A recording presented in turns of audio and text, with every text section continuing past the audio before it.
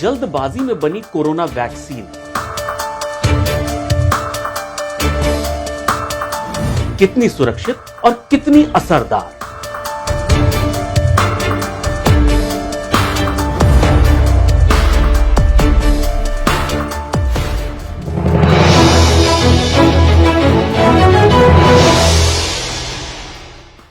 Times के सभी दर्शकों का हमारे खास कार्यक्रम खबरों का पंचनामा में स्वागत है। आज हम बात कर रहे हैं कोरोना वैक्सीन की, जो कुछ ही दिनों में हमको और आपको मिलने वाली है।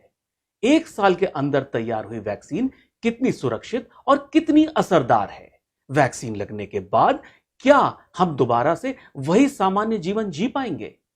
इस विषय पर बात करने के लिए हमारे साथ मशहूर डॉक्टर डीके गुप्ता हैं। उनका हमारा स्वागत है। डॉक्टर गुप्ता, जो ये वैक्सीन तैयार हो रही है, अगर देखा जाए तो हमारे जो पास्ट में जितनी भी वैक्सीन्स बनी हैं उसमें किसी में 10 साल लगे, किसी में 15, यहां तक कि 30 साल लगे। इस वैक्सीन को इतनी जल्दी कैसे तैयार किया गया? बिल्कुल आप सही कह रहे हैं कि किसी भी वैक्सीन के डेवलपमेंट में मिनिमम 8 से 10 साल लगते हैं। उसमें उनके प्री क्लिनिकल ट्रायल्स होते हैं, जिसमें उसके बाद फिर क्लिनिकल ट्रायल्स होते हैं, जिसमें फेज 1, फेज 2 और फेज 3 और फेज 4 ट्रायल्स होते हैं। फेज 3 के बाद जब वैक्सीन लॉन्च होती है तो वो फेज 4 ट्रायल्स होते हैं, मीन्स पोस्ट मार्केटिंग सर्विलेंस या पोस्ट मार्केटिंग स्टडीज करते हैं।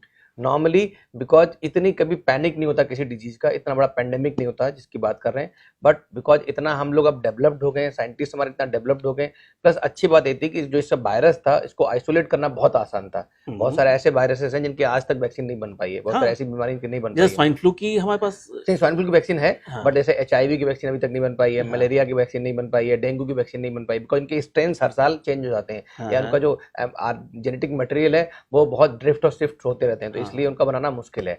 बट चांस की अच्छी बात है, तो भगवान कुछ बुराई देता है तो साथ में कुछ अच्छा ही भी देता है, तो शायद इसीलिए कि बिकॉज इसका आइसोलेट कर लिया हमने, इसका जो वो था वायरस था उसका जीन की मैपिंग कर ली, और मैपिंग करने के बाद हमने देखा कि अगर हम इसके कई सारे उसके अंदर पार्टिकल्स हैं, बाहर प्रोटीन है जैसे स्पाइक होता है, उसके अंदर फिर न्यूक्लिक एसिड होता है, उसके अंदर mRNA है जो RNA वायरस है बेसिकली, तो कई सारे जो बाहर के जो इसके एनवलोप, अंदर की बॉडी, अंदर का न्यूक्लिक एसिड होता है, तो इन सब में अलग अलग कंपोनेंट को अगर हम यूज करते हैं तो हमारी बॉडी के अंदर वो इम्यून रिस्पॉन्स को एलिसिट करते हैं। तो ये देखा गया 3-4 तरह की वैक्सीन डेवलप करी, कुछ उसमें फेल भी हो गई हैं, कुछ अभी प्रोसेस में, कुछ सक्सेसफुल हो गई हैं। तो ये अच्छी बात है कि कम टाइम के अंदर हमने फेज 1, फेज 2 और फेज 3 ट्रायल भी कंप्लीट कर लिए हैं, लगभग 12-15 वैक्सीन के।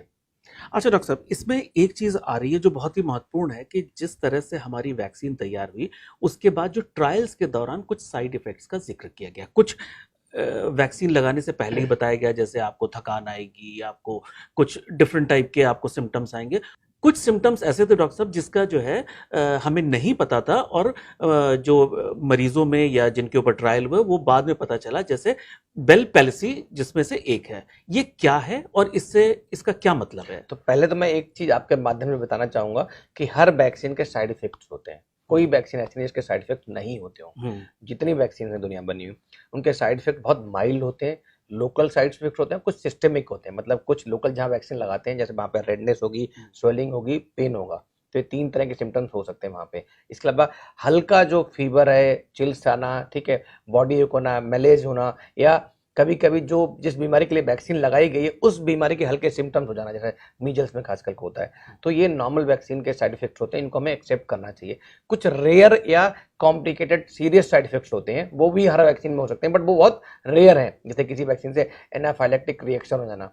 जैसे इसी वैक्सीन की बात कर रहे हैं, जब हम एस्ट्राजेनेका की वैक्सीन चल रही थी ट्रायल में, तो एक पेशेंट को ट्रांसवर्स माइलाइटिस हुआ था। आपको याद होगा उस समय होल्ड किया गया था ट्रायल, बट बाद में देखा गया था बिकॉज वो ट्रांसवर्स माइलाइटिस मतलब जो स्पाइनल कॉर्ड था उसमें इन्फेक्शन हुआ था, वो इसकी वजह से नहीं था, तो इसलिए दोबारा परमिशन मिल गई थी। ऐसी बेल्स पैल्सी बहुत कॉमन बीमारी है, इसमें हमारी जो फेशियल नर्व है वो डैमेज हो जाती है, और वो डैमेज होने के बाद क्या करता है, जो हमारा फेस का पार्ट है उसकी जो मसल्स हैं उनकी टोन को बढ़ाती है मसल्स को। जब वो पैरालाइज हो जाएगी, टोन कम हो जाएंगी, शिथिल हो जाएंगी मसल्स, तो हमारे एक तरफ का फेस वो फ्लैट हो जाएगा, और फ्लैट होने के बाद उसके स्माइलिंग में फर्क पड़ जाएगा, आंख बंद नहीं हो पाएगी, ब्लोइंग नहीं कर पाएंगे ये। लेकिन अच्छी बात है बेल्स पैल्सी में भी ये बहुत सीरियस प्रॉब्लम ही नहीं है। अच्छा। उसमें क्या है, सेल्फ रिकवरी है 4 to 6 वीक्स में, और इसमें 90% केसेस इडियोपैथिक होते हैं, मींस उनका कोई कारण हमें पता ही नहीं होता। तो अब ये कहना बड़ी जल्दबाजी है कि जो प्रॉब्लम है बेल्स पैल्सी वैक्सीन की वजह से हुई है। ये अच्छा। किसी भी वायरल इन्फेक्शन में हो जाती है, कान के इन्फेक्शन में हो सकती है, ब्रेन के इन्फेक्शन में हो सकती है, और इडियोपैथिक में होता है जिसका कोई कारण नहीं पता है। और अच्छी बात क्या है, इसमें रिकवरी बहुत फास्ट है और अच्छी रिकवरी है। अच्छा डॉक्टर साहब, जिस तरह से क्लेम कर रहे हैं, कोई कोई वैक्सीन क्लेम कर रही है कि उसमें 95% इफेक्टिव है, कोई 96%, कोई 94%, तो इसको कैसे जो है एक्सप्लेन किया जाएगा एक आम यूजर के लिए? बिल्कुल। तो वैक्सीन डेवलपमेंट के टाइम भी दो चीजें बहुत इंपॉर्टेंट होती हैं। एक होती है उसकी सेफ्टी, सबसे ज्यादा इंपॉर्टेंट अगर बात करें। दूसरा होता है उसकी एफिकेसी। सेफ्टी मैंने बताया ना, हम लोग हर फेज में सेफ्टी पे फोकस करते हैं। इवन जब ट्रायल आ भी जाता है और वैक्सीन लॉन्च भी होती है, उसका भी सेफ्टी देखते हैं। दूसरी एफिकेसी। एफिकेसी जो है, नॉर्मल वैक्सीन जो एक्सेप्टेड वैक्सीन होती है वो 50% से ज्यादा इफेक्टिव होनी चाहिए, मींस एफिकेसी। और जितनी अभी करंट वैक्सीन अवेलेबल है, हमारा एक बहुत बड़ा प्रोग्राम है इंडिया का यूनिवर्सल इम्यूनाइजेशन प्रोग्राम, में BCG, DPT, hepatitis B, measles, MMR, सारी वैक्सीन है। सबकी वैक्सीन की एफिकेसी है 50-60 से लेकर 90-95% तक एफिकेसी है। जो लाइव वैक्सीन होती है उनकी एफिकेसी ज्यादा होती है, जैसे चिकन पॉक्स है और एमएमआर वगैरह, उनकी 95% तक होती है। बट जितनी किल्ड वैक्सीन है, इनएक्टिवेटेड वैक्सीन है, उनकी जो एफिकेसी होती है वो 60-70% के आसपास होती है।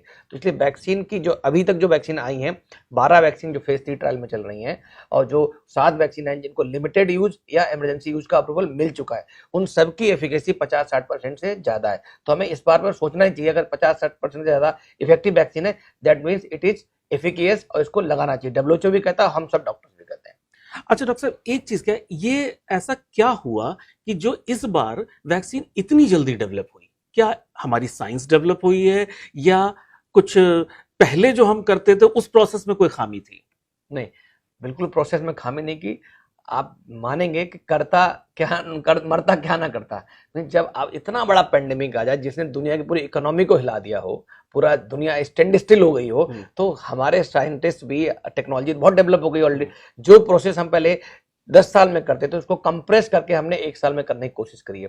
पहले ट्रायल्स, बड़े ट्रायल्स होते थे, फेज 1, फेज 2, जिनमें लंबा समय लगता था। हम लोगों के जो सब्जेक्ट्स होते थे उनके नंबर बहुत ज्यादा होते थे। अभी क्या किया हमने, उन ट्रायल्स को थोड़ा छोटा कर दिया। हमने दूसरी चीज और कर दी, ओवरलैपिंग ऑफ ट्रायल्स कर दी। एक ही वैक्सीन के थोड़ा सा रिस्क लिया, but phase 1, phase 2, phase 3 trial साथ साथ पैरेलली चालू कर दिए, सो दैट तीनों के रिजल्ट एक साथ आ गए हमारे पास। तो ये टेक्नोलॉजी, थोड़ा इंटरेस्ट और पॉलिटिकल विलनेस, साइंटिस्ट की विलिंगनेस, तो इन सब की वजह से पॉसिबल हो पाया।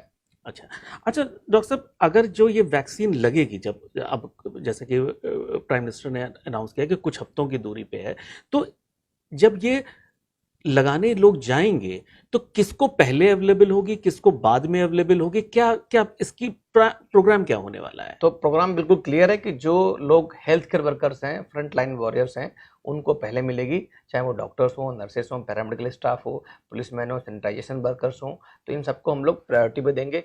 सेकेंड नंबर पर जो वैक्सीन लगेगी वो उनको लगेगी जो एल्डरली हैं, जो 60 साल के प्लस हैं, प्लस उनको कोई कोमॉर्बिड प्रॉब्लम्स हैं, जैसे डायबिटीज है, हाइपरटेंशन है, अस्थमा है, किडनी प्रॉब्लम है, कैंसर है, तो इन सब लोगों को जिनकी इम्यूनिटी कंप्रोमाइज्ड है, उनको हम प्रायोरिटी देंगे, बिकॉज इनके अंदर अगर बीमारी होती है तो कॉम्प्लिकेशन और डेथ के चांसेस ज्यादा हैं।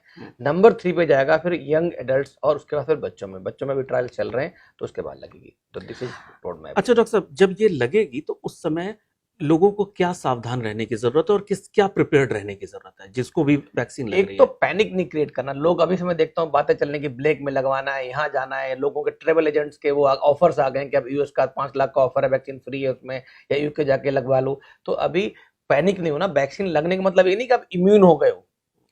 हमें वैक्सीन की 2 डोज लगानी है, जितनी भी वैक्सीन अवेलेबल है, खाली एक को छोड़ के, वो भी आई नहीं हमारे पास। 2 डोज लगानी है, वो भी 28 डेज के इंटरवल पर। मींस पहली डोज लगेगी जनवरी में, मान लीजिए, हम मानते हैं जनवरी से स्टार्ट हो जाएगा। सेकेंड डोज लगेगी फरवरी में, और 2 डोज लगने के बाद फुल इम्यूनिटी आने में एटलीस्ट 4 वीक लगते हैं। मतलब आपको अगर वैक्सीन लग जाती है तो तब भी 3 महीने सारे प्रिकॉशंस रखने पड़ेंगे। मास्क पहनना पड़ेगा, हैंड हाइजीन रखना पड़ेगा, सोशल डिस्टेंसिंग फॉलो करनी पड़ेगी। तो इसलिए, और वैक्सीन भी कोई 100% इफेक्टिव नहीं है, मैं पहले बता चुका हूं। तो बीमारी उसके बाद भी हो सकती है, लेकिन बस क्या है, आपने परसेंटेज या चांस कम कर दिए हैं।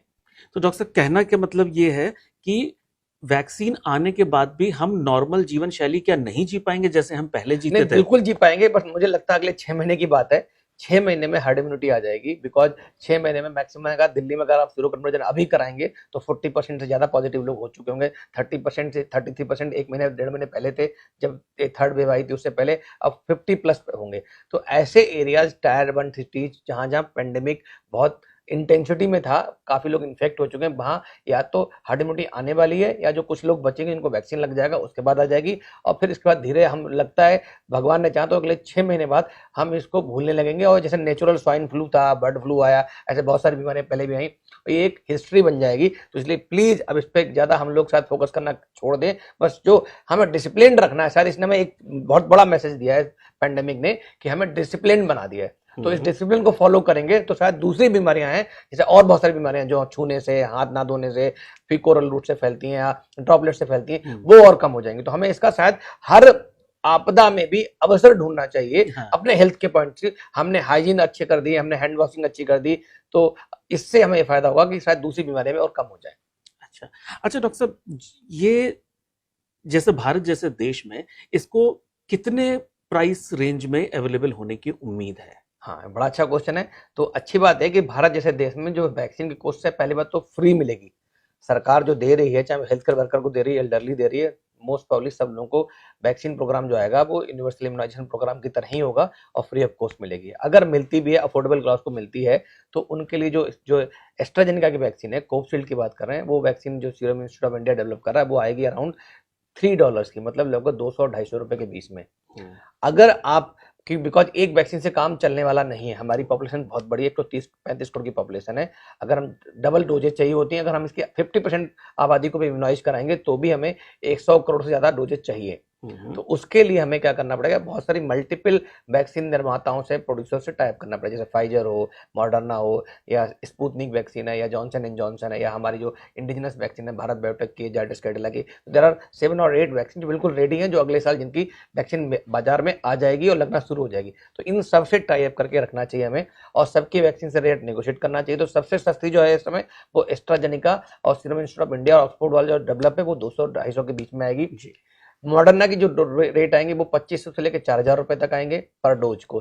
जो इसकी फाइजर की वैक्सीन आ रही है वो आएगी लगभग 2000 रुपए के आसपास आएगी, 2500 रुपए के आसपास आएगी। और बाकी जो है वो इसकी स्पुतनिक की है वो अराउंड $10 की है, अराउंड 700 रुपए के आसपास आएगी। लेकिन सबका इफेक्ट ऑलमोस्ट सेम है या कॉस्ट के हिसाब से उनका नहीं, वो तो आप पता ही लग गया हम लोगों को कि इनकी एफिकेसी सबके डिफरेंट है।